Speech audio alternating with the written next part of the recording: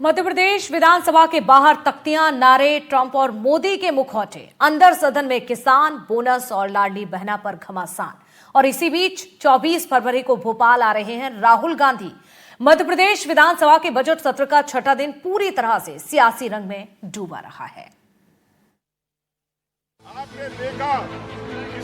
मध्य प्रदेश विधानसभा में कार्रवाई शुरू होने से पहले विधानसभा परिसर में कांग्रेस विधायकों ने भारत अमेरिका ट्रेड एग्रीमेंट के विरोध में जोरदार प्रदर्शन किया।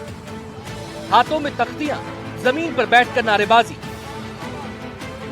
कल मध्य प्रदेश की राजधानी भोपाल में राहुल गांधी और मल्लिकार्जुन खड़गे आने वाले हैं और यहां आज देखिए कि किस तरह से कांग्रेस विधायकों का प्रतीकात्मक विरोध है। सामने दो मुखौटों में डोनाल्ड ट्रंप और प्रधानमंत्री नरेंद्र मोदी के मुखौटों में कांग्रेस विधायक खड़े हैं और इस तरह से एक रेड कारपेट बिछाया गया है।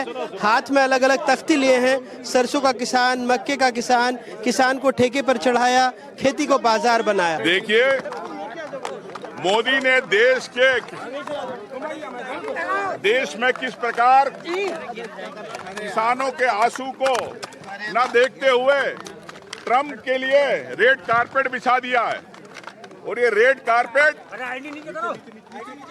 उन किसानों का दर्द है जो ये ट्रंप यहाँ पे अमेरिका के किसान, देश के किसानों को लूटने आ रहे हैं। मुद्दा तो है नहीं राहुल गांधी जी पर, न ही मल्लिकार्जुन खड़गे पर।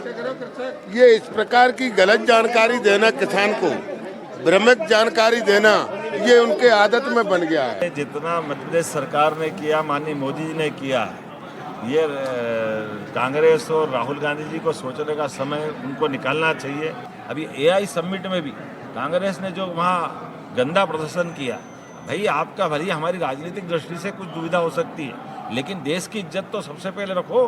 देश का मान सम्मान बढ़ाने के लिए दुनिया भर के एआई से जुड़े हुए लोगों को बुला करके बड़ा कार्यक्रम हुआ, लेकिन कपड़े खोलकर कांग्रेस ने अपनी गंदी मानसिकता का परिचय दिया। कांग्रेस को माफी मांगना चाहिए, राहुल गांधी को माफी मांगना चाहिए महाकाल दरबार में जाकर के कि अगली बार ऐसी गलती नहीं करेंगे। बाहर किसानों के नाम पर विरोध था तो अंदर मुख्यमंत्री डॉक्टर मोहन यादव ने किसानों के लिए बड़ा ऐलान कर दिया। कहा, सरकार ने सरसों पर भी भावांतर योजना लागू करने का फैसला लिया है। ओलावृष्टि से बर्बाद हुई फसलों का मुआवजा जल्द देने की भी बात कही गई।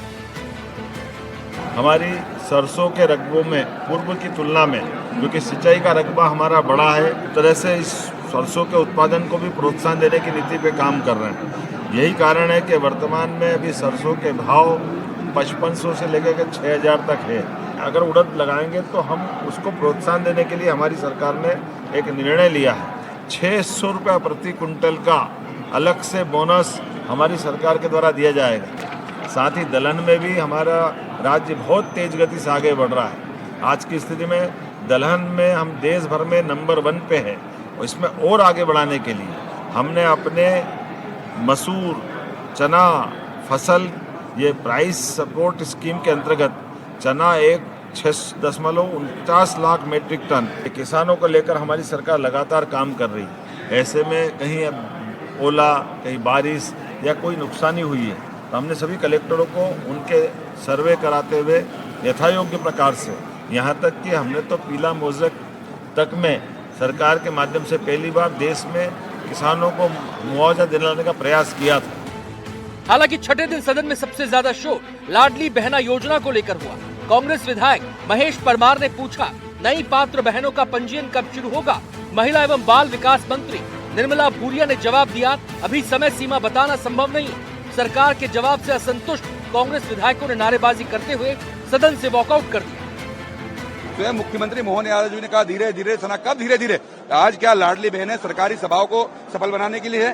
क्यों आप लगभग 8 लाख प्रति वर्ष बहनों के नाम बढ़ रहे हैं? इन 3 सालों में लगभग 25 लाख बहनें वंचित रह गई। 60 वर्ष की ऊपर वाली आयु की बहनें जिनको सबसे ज्यादा आर्थिक लाभ चाहिए, उन बहनों के नाम काटे जा रहे हैं। तो आप सोचिए इनकी कथनी और करनी में अंतर है। सरकार बनाते समय इन लोगों ने झूठ बोला, लाडली बहनों के साथ धोखा किया, आधी आबादी के साथ धोखा। मैं लाडली बहनों को यही कहना चाहता हूँ, बहनों को सिर्फ बहनों सरकार के बनाने के लिए इनको आपकी आवश्यकता है, बाकी इनको कोई आपकी आवश्यकता नहीं है।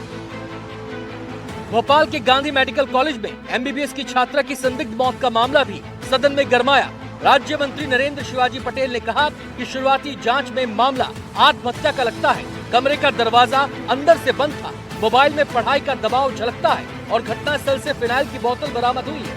कांग्रेस ने सीबीआई जांच की मांग की और आरोप लगाया कि परिवार को समय पर सूचना नहीं दी गई।